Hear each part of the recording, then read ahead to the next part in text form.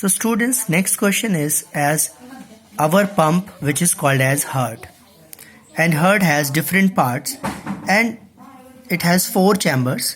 2 upper chambers are called as atriums, 2 lower chambers are called as ventricles, and you can see so many arteries and so many veins which transport the blood to the different part of the body. Now we will talk about blood circulation in human beings. Oxygen-rich blood from the lungs comes to the thin-walled upper chamber of the heart on the left. This is called as left atrium through pulmonary veins. Oxygenated blood, oxygen से भरा हुआ जो blood है वो heart के अगर हम बात कर रहे हैं तो वो हमारे लेफ्ट पार्ट में आ जाता है जिसका नाम है लेफ्ट एट्रियम, और इस दौरान लेफ्ट एट्रियम रिलैक्स होता है जब वो ब्लड को कलेक्ट कर रहा होता है. The left atrium contract and the next chamber left ventricles will relax. जैसे ही लेफ्ट एट्रियम कॉन्ट्रैक्ट होता है तो जो ब्लड है लेफ्ट एट्रियम से ट्रांसपोर्ट हो जाता है. कहाँ तक पहुँच जाता है वो? लेफ्ट वेंट्रिकल में. इसी तरह लेफ्ट वेंट्रिकल कॉन्ट्रैक्ट होने के बाद ब्लड को सप्लाई कर देता है.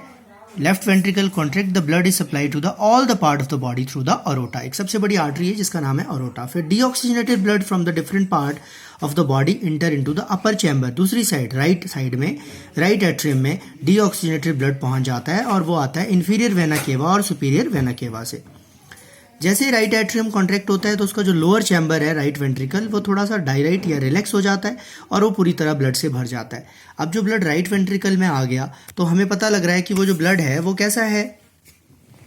राइट वेंट्रिकल्स में जो ब्लड है वो डीऑक्सीजनेटेड है तो वो प्यूरिफिकेशंस के लिए पल्मोनरी आर्टरी के थ्रू चला जाता है लंग्स में साफ होने के लिए. वॉल्व्स जो होते हैं ये इंश्योर करते हैं कि ब्लड जो है वो बैकवर्ड फ्लो ना करे. हमेशा ये जो वॉल्व आपको दिखाई दे रहे हैं यहाँ पे, ये वॉल्व यूनिडायरेक्शनल फ्लो की जो एट्रियम से हमेशा ब्लड वेंट्रिकल में आए, इधर से एट्रियम से वेंट्रिकल में आए. इसके बीच में यहाँ पे एक येलो कलर की पट्टी दिखाई दे रही है आपको बीच में, ये इंट्रा वेंट्रिकुलर सेप्टम है और ऊपर इंट्रा ऑरिकुलर सेप्टम है.